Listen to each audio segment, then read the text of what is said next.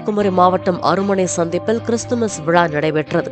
இதில் தாவேக நிர்வாகிகள் ஆதவர்ஜுனா மற்றும் அருண்ராஜ் பங்கேற்றனர். அது பற்றி அறிந்து கன்னியாகுமரி மாவட்ட காங்கிரஸ் எம்பி எம்எல்ஏக்கள் விழாவை புறக்கணித்தனர்.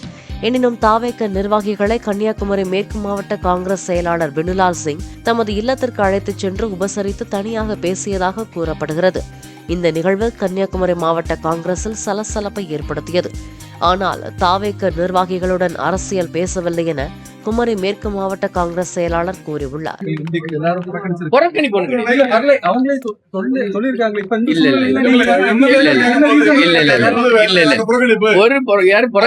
இது கிறிஸ்துமஸ் நிகழ்ச்சி